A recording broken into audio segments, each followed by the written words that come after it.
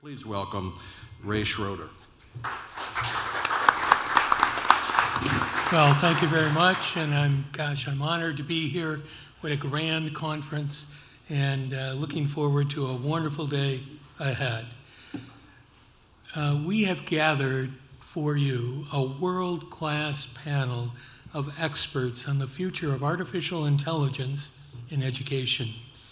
This is a huge field, as you know. It's integrating into all aspects of education, implications for policy, for practice, and for technology, of course. To cover this field, we have chosen a speed briefing format for you this morning. Our format is that I'll introduce very briefly each participant, who will then, in 2 minutes, give just an update of what they're doing and what they see is happening now with AI in education. So we'll go one pass through.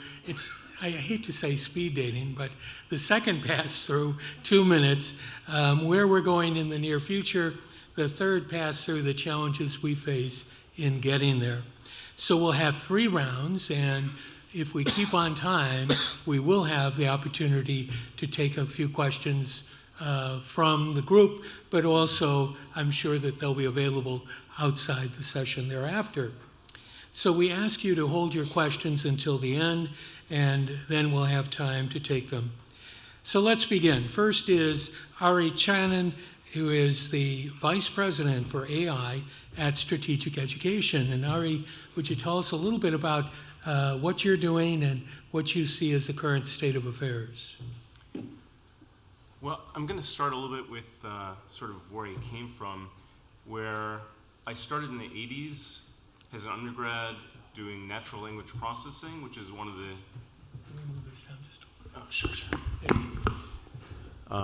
one of the things back then that seemed like magic, that computers shouldn't be able to work with human language.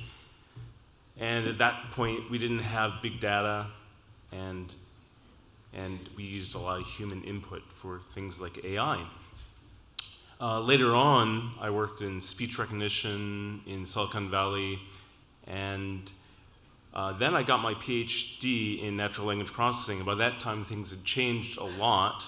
Now you had big data.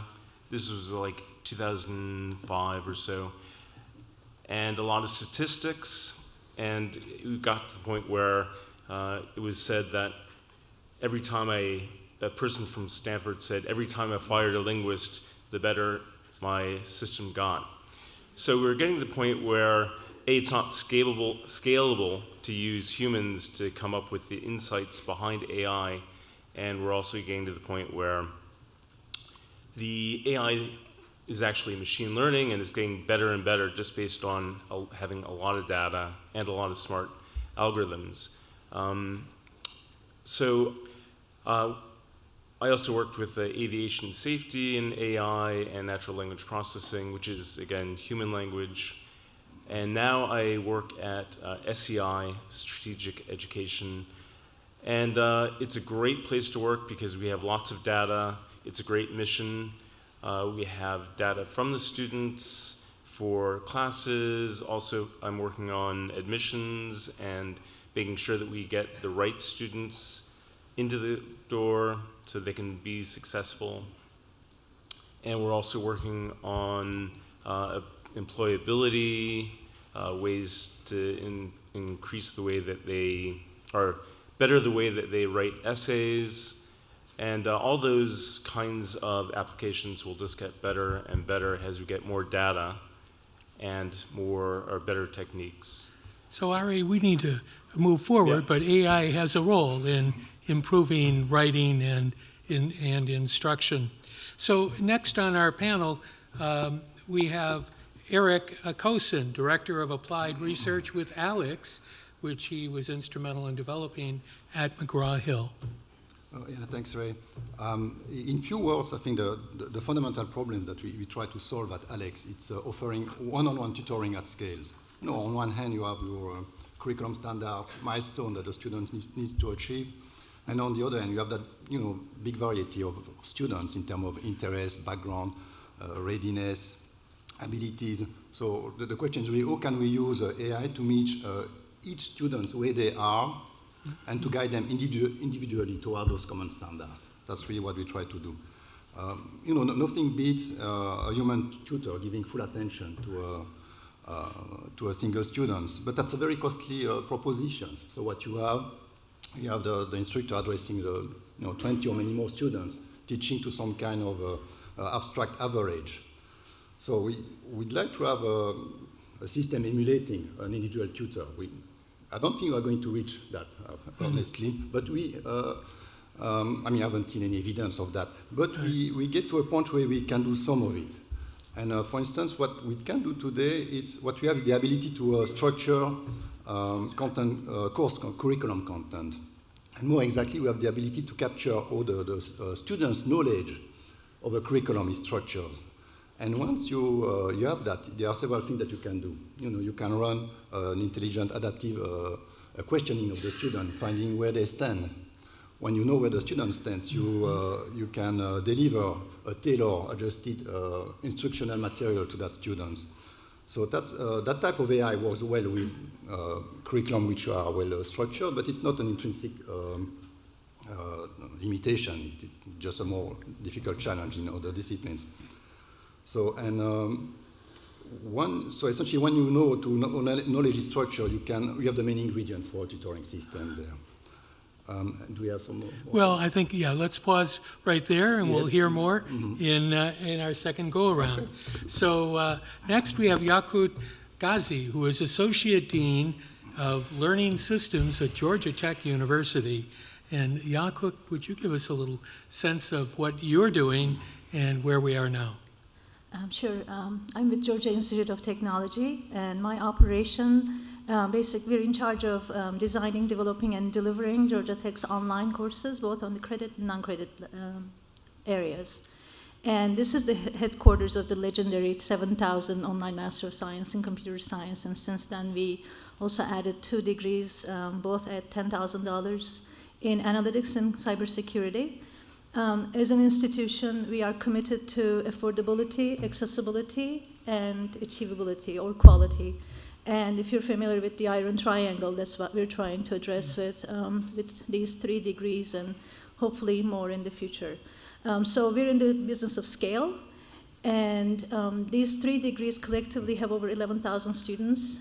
And Georgia Tech, and not very known fact is 1 out of 3 students at Georgia Tech is an online student. And Georgia Tech is a public institution, so there's a huge commitment to public service there. There are multiple things that we're trying to solve with scale problem. One of them is improving instruction. And most of you educators, we are committed to solving the 2 sigma problem, approaching the impact of one-on-one tutoring at scale. So we see AI as a means of doing that. And similar to what Ari mentioned, we also have a scale problem at the admission level. So we're looking into options to introduce AI there.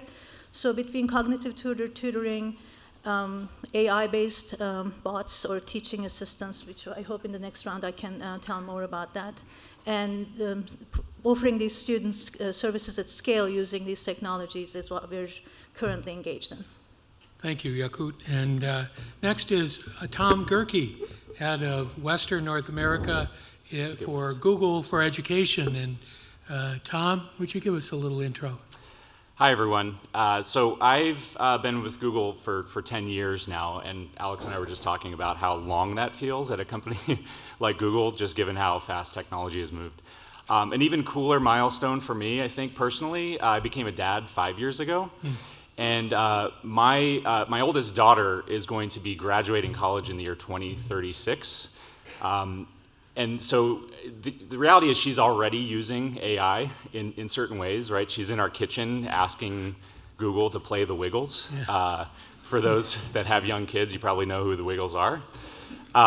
Reality is we have no idea what jobs will look like given the advancements in AI and the topic that we're talking about. We do know that she's going to need to be able to do much, much more than just consume technology like she's essentially doing when she's asking Google to play something. She's going to need to be creative and problem solve and innovate using whatever technology is available at the time. It also turns out she's going to need to be a great learner. So there's some recent research out of Australia, the Foundation for Young Australians, and they showed that near 2030, workers will spend a third of their time at work learning. A third of their working hours, learning new skills that are essential to their job performance.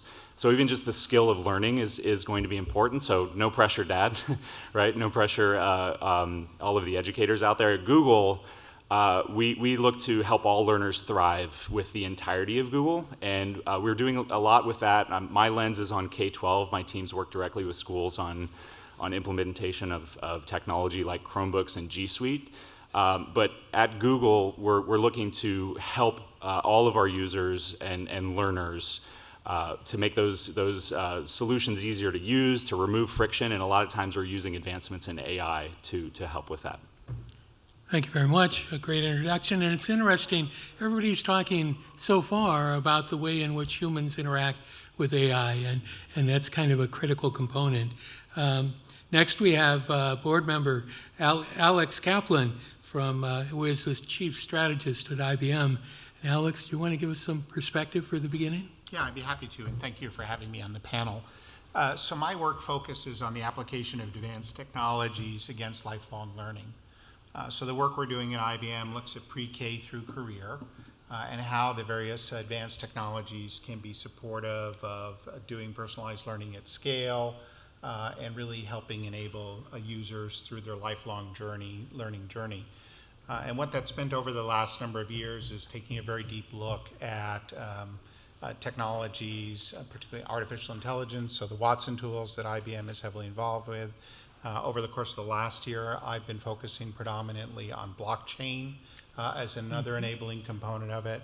We're also taking a very deep look at hybrid cloud and big data and analytics. So where this sort of focus on these advanced technologies has led us to is really doing a very deep dive in terms of the human-computer interface, how we do this at enterprise scale on a global basis, how we can enable platforms such that organizations like all of yours can have toolkits that they can use to embed these various technologies on a comprehensive basis to change teaching and learning, and a very high degree of focus on how it is that we can enable education be distributed globally in a whole variety of different formats, reflecting the enormous demand that there is for education on a global basis.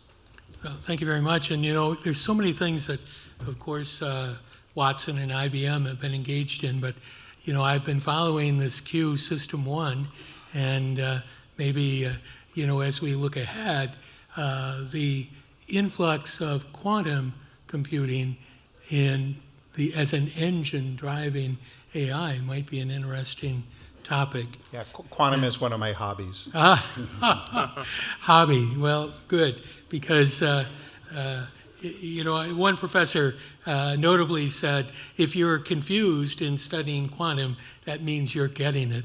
So it is quite a complex topic. So now looking at the future, Ari, give us a sense of what you think is on the horizon. So the systems that work with natural language, today we have chatbots, and SEI has its own chatbots for increasing the service, but those kinds of systems will get better and better. In the future, maybe in 5 years, I could see it where you can already see something from Google where it's much more fluid, and you can have not just one question answered, but a whole series of questions answered, where you get closer and closer to doing the a tutor kind of thing. Also, I would say, doing things like facial recognition, not for security, but for instance, to help lecturers do a better job of delivering their messages, and also helping students get better and better at interacting with other humans, because I think in the future there'll be less jobs where you sit in the background and don't interact with people. You have to be creative and be commutative, and I think actually computers, ironically, will be able to help you get better at that without, and it'll be a scalable solution. All right, thank you, Ari. And you know, it's interesting that in many ways the publishers have jumped ahead of others, and they've made investments such as ALEKS, which is a significant investment. I'm wondering where you're going with ALEKS and related technologies, Eric. Yeah, I think that as AI gets integrated in education, so it's making its way there, the impact it's going to have is going to expand the range of teaching modalities available to instructors and institutions. You know, the classic model where the instructor addresses the whole class is not going to go away. It's going to remain the dominant one. I mean, it works. It has been validated, you know, by centuries. But there, the AI will be functioning as a side teaching assistant that will meet the students where they need to be in order to receive what the instructor has to offer. But also, at the other end of the spectrum, you will see also a mode of instructions where I think the instructor will work more as a coach or a personal tutor. And because that's where the instructors are most valuable, essentially. But they need to be very selective in with who to interact at any time, because that function doesn't scale. And that's where AI will surface who needs help with what to the instructor. I think that's a role that we can see. So essentially, we'll see the current models, but also new modes of delivering instruction, more diffuse mode that I can see popular in online instructions, for instance. Thank you, Eric. You know, and personalization or individualized instruction has been the holy grail, you know, for the last century and more, of how can we respond rather than aiming at the middle of the class and boring the students who are advanced and not really reaching those students who need more help. And as you suggest, AI might help us better identify the needs of the students and respond to them. Well, Yakut, you've used AI in at-scale learning. Would you talk about that and some other applications? Professor Ashok Goel, you probably heard him talk or write about this. He is leading our efforts in AI applications in education. So what he did is, in several courses, there are cognitive agents which are embedded in the videos. So those agents make the content interactive, as well as act as cognitive tutors. But I think one of the most groundbreaking work that he did goes back 3 years ago, when he introduced, quietly and deceptively, he introduced an AI agent as a TA in an AI course. And don't worry, it was sanctioned by the Institute Research Council and all that. So, but it was revolutionary in the sense that students did not know until the end of the semester that this was an AI bot. But this instance of it was actually based on an IBM technology, the initial one. Now it's a homegrown technology.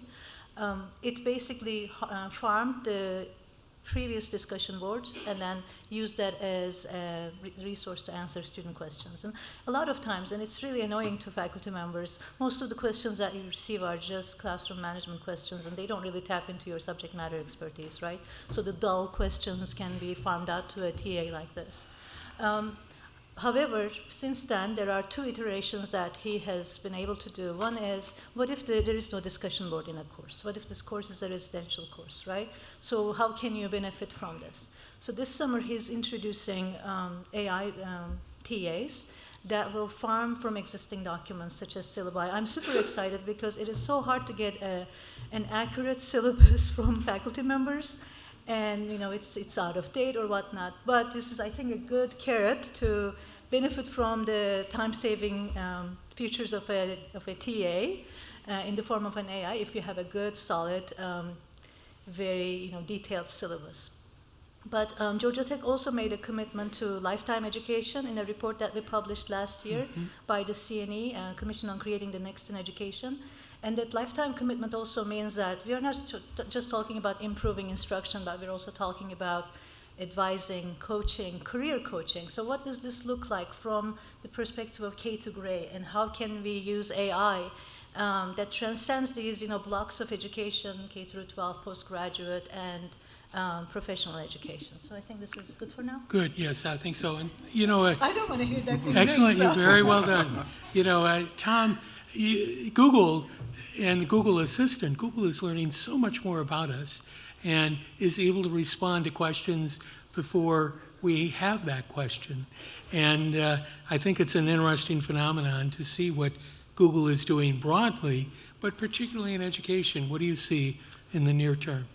Yeah, and I think you started kind of asking, what do you see on the horizon? Yeah, well, I think, sure. Well, but it all relates. I think one of the questions that kind of comes up in these types of forums is, as much as AI is advancing, is it going to replace a teacher?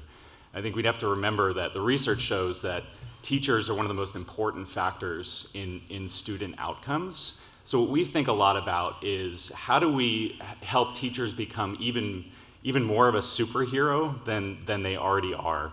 And I think time is so precious to so many teachers.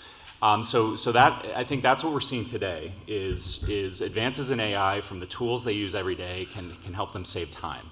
So for instance, if they're trying to schedule a planning session with other teachers in their subject area, Calendar can suggest times that everyone is already available, and they can save minutes or hours depending on how hard it is to schedule sometimes to get that on the calendar to do the work. We even see teachers using Google Forms quite a bit to do quick formative assessments in the classroom. What Forms can do now, and I'm not sure how many of you have seen this, but as a teacher is creating a quiz question in Forms, through the help of machine learning and AI, it's actually suggesting the right answers to those questions and also the wrong answers. So through a couple simple clicks, they can have their full multiple choice question. Then going even further, where does all of that data go that they get quick formative assessments? Well, it's going to go into a sheet. And how many of you know like every formula that there is in a sheet to be able to quickly visualize and see the trends in that data? Not many of us, and if we think about teachers, that's not their core focus. So something like the Explore tool in Google Sheets, something they can click and they can instantly get a sense of what are the correlations between that data and such. So I think these are all things that, as we think of focusing on the teacher as a really important part of the learning process, these are some of the current advancements in AI that we'll see evolving. Yeah, excellent. Tom, you said that in the prior past that 30% of the time of workers will be learning. Well, as a professor of more than 40 years, I got to say 30% of the time of a professor or a teacher is repeating things. So, there is room for help, and certainly in those areas. And the suggestions, being able to suggest the answers, the correct wrong answers, to use, the most popular ones, so you can get to the core problems is really important. Well, Alex, what are your perspectives on this? Well, I think it's important to realize that artificial intelligence is already playing a really active role in education today. And that this is really more about maturing of the offerings, as opposed to is it going to happen or not. So if you go into any education institution in the world today, the variety of technologies that they're using already have a lot of artificial intelligence embedded in them. And a large reason for that is because these offerings are riding on the proliferation of artificial intelligence across all areas and across all industries. So when I think about the application of artificial intelligence within education, I really think about it in 5 particular areas. So we've talked about tutoring, and I sort of feel like the chatbot revolution is on its way in education. It'll get better, it'll get higher quality, it'll become more responsive, it'll provide better quality responses. But to me, it feels like that's well underway. A second area is smart content. And I think you touched on that just a little bit about really embedding within content itself intelligence, which is a key enabler of personalized learning at scale, is the ability for us for the machine to understand what the content is about and to match that content with the needs of an individual. And you're right, the publishers have played a very active role in that. We did a very sophisticated piece of work with Pearson in the area of the application of smart content in tutoring. The third, and I think this is an area that is really more in the formative stage, are smart algorithms. And I really want to raise that topic up because I think it has really important public policy implications. But there is the emergence of algorithms now that are being developed and designed to guide teaching. And I completely agree that the teacher is always, the person who's going to be in charge here.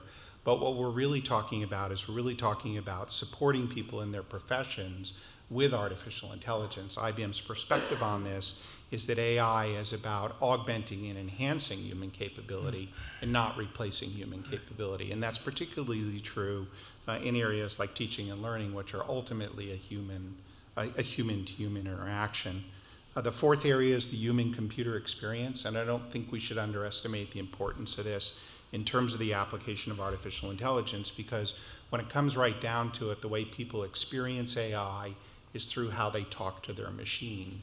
And we're beginning to move away from, us having to learn how machines work to machines learning how we work. And Google, of course, is an innovator in this area through, through all the technologies that they're putting out there. And we'll see more and more of that switching human-computer experience, which I think could fundamentally shift the way that teaching and learning is done, both within the classroom and outside the classroom.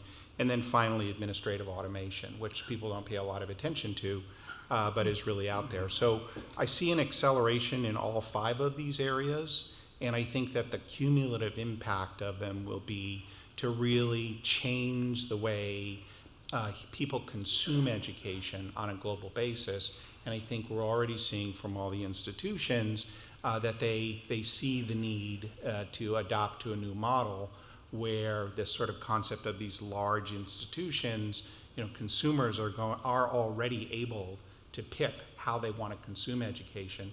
And as the AI becomes more powerful in its totality, it's going to accelerate that trend. Great. Thank you. Now looking out at the future, one of the areas I've been looking at is the need in some instances for a governance policy for AI, especially because in instances where it uses huge data and through deep learning, machine learning, then deep learning, these data are stored and manipulated, and what are the privacy implications and beyond. So as we look to the future, Ari, what do you see coming up? I think you just have to be careful not to violate any laws or the trust of the students or the teachers. As long as people know how their data is being used, I think Europe is a very good model of, if you want to be able to delete your data eventually. So yeah, basically I think be open about it. And the more data we have, the better that the AI systems will do. So it's important to have that data, I think, but it's also important to be open about it. All right. Very good. Thank you. And Eric, what do you see coming up? Well, I think that the challenge is ahead. For one thing, there have been already quite a number of claims made on behalf of AI in education, and honestly, not all of them translated into reality. So I think we need to overcome some current skepticism that came from poorly designed solutions. So we need to bring strongly designed solutions here. So I think that the real challenges are on the AI community, on the AI providers, not on the AI consumers. We just need to bring things that work, and we need to prove that. And the key to that is really to integrate AI with sound pedagogical models, so that we implement what's known to learn in learning science. So we need strong design there. That in many cases has been lacking. And I think that's the real challenge. And that's the only way. You need to redesign a strong instructional product that are really packaged in solutions that addresses all sides of education, so the student, the instructor, the institutions. So that's where we need to get. And it's a difficult equation. Yes. Thank you. Yakut, as you said, Georgia Tech has been such a leader, and that report last summer on the lifelong learner and a commitment to teaching, it's based in a premise that infants, those born at year 2000 have a life expectancy of perhaps 100 years, which means that we're going to be supporting them in education for their entire life, which would be 60 or more years. So I'm interested, Yakut, and you're talking broadly about what's coming next, but also that how does this work? And well, you're doing it now, aren't you, in reaching out to workers? Yes, we're trying. And then one of the things that's really important is, so in this lifelong journey, how do we keep a record of accomplishments? But at the same time, if there is an intelligent agent that is accompanying us all our lives, how that intelligent agent follow us and what kind of system does that need? But going back to the governance question that you asked earlier, I am less worried about the governance piece, but more worried about the actual data.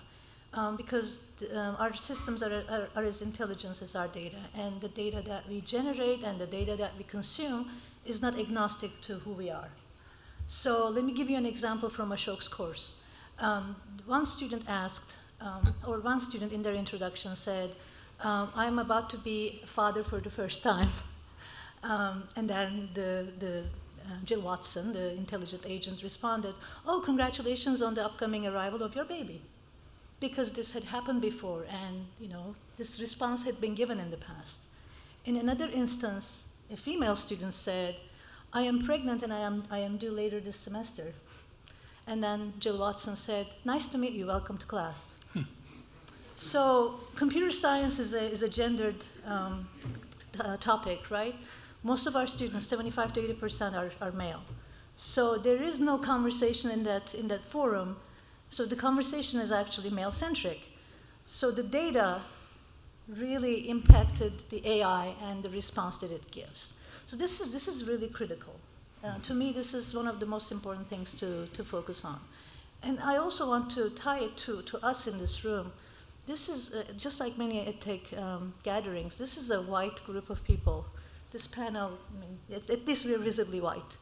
So the topics and the questions that we ask and answer are going to be biased. So we just need to acknowledge that, and also always keep in mind what are we not including in our data and who's not at the table. Thank you very much. Let me just add that recently I attended the U.S.-China Smart Education Conference, 4th annual, and that's one of the issues because the authoring is happening not entirely, but in large part in China and the U.S. And how that's, and then even within the U.S., as you say, and even the gender split.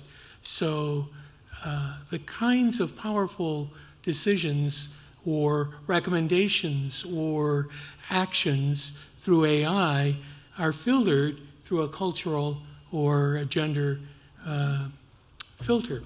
So that's a great example of but the there's challenges. also the importance of humans being in that environment alongside the AI TAs, right? That's a good one, yeah, right, absolutely. Well, Tom, what are your thoughts? So I think, let's see, where do I start from there? So first of all, there's often the question from Google, what are you doing with all this data?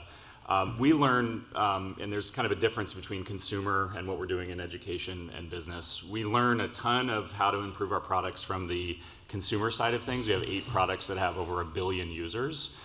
So we essentially don't need to do that learning from any of our education customers, and we can't because we don't own that data. The customer and the education customer owns that data. Now, juxtapose that with there's a growing desire from schools to do something with all this data that they have and to drive more insights from that. And I think we need to realize that this is very early. We definitely see some schools doing some really interesting things. We have schools building data visualizations on Data Studio to help visualize and share insights across their organizations. And that's not even touching AI. Then we have some examples of universities like, for instance, Ivy Tech, who is using the cloud to build an understanding of how students and predictive models of how they might perform in certain courses. You have consortiums like Unizin, right? 25 different universities that are trying to understand more about how to identify students at risk. Yet we need to understand that there's a lot of change management to consider from just implementing new technology in general, right? We on the for me working with K-12 schools, we're not even to the degree with implementation of devices in classrooms and changing that to where we all feel like this is really having a transformative impact. There's so much more work to do there. So I think that's one other data point, sorry. Just to give a sense of where we're at with that, I was recently at a customer event with a bunch of K-12 schools in Utah, and 83% of them were not doing any type of data visualization. So going from there to all of a sudden implementing, very high-tech, advanced machine learning algorithms and things like that are driving those insights, we need to consider it's going to take a while to move through that change management. Sure. Again, going back to the teacher, do they really understand, and to your point, the importance of a human being involved, do they understand how to take those insights and sort of understand the best way to implement them for the effect of the student? So I think there's a lot of really cool things happening. We're very early on, and so it's really good that we're considering all of these different concerns. So, following up, it seems there is the need for continuous development for faculty, among others, and that's an important part of our future. Well, Alex, can you pull this together? I'll do my best. So, to me, there's a couple, given what the panelists said and, my own experience here, I think we have to look at, there's a technical dimension to this and there's a policy dimension to it. So I think in the technical dimension with it, I completely agree with the comment about inherent bias within the data sets themselves and within the algorithms, and this is a big challenge. Another thing that we've run into is inappropriate behavior on the part of the tutors. Sort of to your point, but we've seen worse. So the tutors only talk based on the data sets we're giving them, and sometimes the way that they respond is offensive. And so this is a really challenging area for us to address, and it's part of the technical challenge, and it relates back to the data sets and the quality of the data that's being fed into it, and cultural bias is embedded within all of that. And I think that that's something that's inherent on the AI community to really fix. And I might add, this is across all AI agents, right? This is not specific to education. This cuts across everything. Now, what I would say, though, is that I think where all of you have a really important role to play, though, is in the policy dimension here. And, we're a very strong proponent of self-sovereignty, that individuals should own their own data, and that only individuals should have the right to share that data. And if you think about, you had mentioned a lifelong bot with your learning record, we agree that's going to happen. Well, that's no different than your medical data. And only you should have full sovereignty and full autonomy against that data. And there needs to be very strong policy frameworks. So GDPR is a good start. There's still things to figure out there. We're seeing the rise of policy initiatives across the United States in this area and globally to control this. But at the heart of this is transparency and sovereignty. And I don't think that we're going to get the widespread adoption that any of us either need or want without a policy framework that fundamentally changes the game here. And I think that's on all of us to assure that that happens. And within our own institutions to be hyper-transparent about what data is being collected, what use is it being put to, who has ownership of that data, how do we deal with data problems. Because the part that keeps me up at night here is that consequential decisions are already being made today based upon these data sets. Who gets admitted to college, who gets a job interview, and these are really consequential decisions, and they're being made by artificial agents today. And so we need to really understand how those agents are making those decisions. Oftentimes we do not know how they're making those decisions. And we need to assure that in making those decisions that they're bias-free, they're culturally appropriate, so that we can actually trust these machines. And I don't think we're at the point yet where any of us completely trust these machines, but we're going to need to get there because the technology is advancing at a very rapid pace. And you brought up quantum. So just think about the fact that within the next 10 years, the power of these computers is going to be exponentially more powerful than it is today. So it's sort of like, you haven't seen anything yet. Right, 10,000 times. It's incredible. Yep. Thank you very much. So we have 5 minutes left for a question to any of our panelists, and we have a microphone. If you want to raise your hand, if you have any questions, comments, or indignant remarks that might be appropriate. Yes, do we have any here? Yeah, well, over here. And please wait for just a second to get the mic there so that we can get this on tape. Singapore, by the way, government developed a model governance policy that others are testing out even now for AI. Yes. Hi. So my mother was a teacher for 25 years. My wife is a teacher. I'm in love with teachers. I do want to challenge the proposition, though, that the teacher rather than the learner is the key driver in learning. And I know that it's sort of politically convenient to say that, but really, what about the role of AI in driving learner-centered learning? Speak up, anyone. Can I say something about this? Yeah. So it's our motto in my organization that the learner is at the center. So I totally understand where you're coming from with that question, and I'm not going to question that premise. Like we do everything we do for the learner, but the reality is everything boils down to the time that the faculty member or the teacher has. So if you look at all of our initiatives, the weakest link is that time constraint that the teacher has. So what I took this as, we're helping the teacher to have that, increase the bandwidth to still put the learner's needs in front of everything else. So that's my perception of what Tom just said. But I appreciate you raising that comment, because one of the changes that's happening out there now is consumers themselves are driving to learner-centric models. So if you look at the way people are assembling their education, it's not uncommon for a student at a community college to be taking a class at 2 community colleges at the same time. They could be a senior in high school, so they could be taking class in their high school, 2 community colleges, and 1 at the university, and 1 online. So we're already seeing a movement towards, I think, learner-centric decision-making as people assemble their own educational paths. I would add as well, blockchain, such as you suggested, will allow individuals to disseminate credentials that they pick up from MOOCs and from internships and from workshops. Yes? I was going to also add, so I think the importance of the teacher themselves is still really important, because AI right now is very good at taking data from the past and then predicting things in the current data.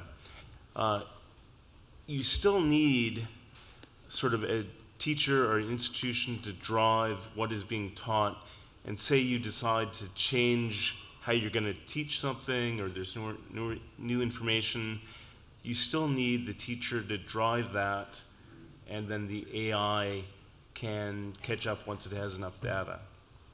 Yeah, I think also we're seeing, once again, kind of a faltering start of adaptive learning. And that really is a process that a student can jump into. And the role of AI will be critical, as in fact, I think Eric had mentioned, in adaptive processes by gathering data and providing the right learning experience, and students, by their right and wrong answers, will drive that forward. Well, I think our time has run out. I'm grateful to have attended this panel. I've learned a lot. I hope you have too. Let me ask you to recognize our panel today.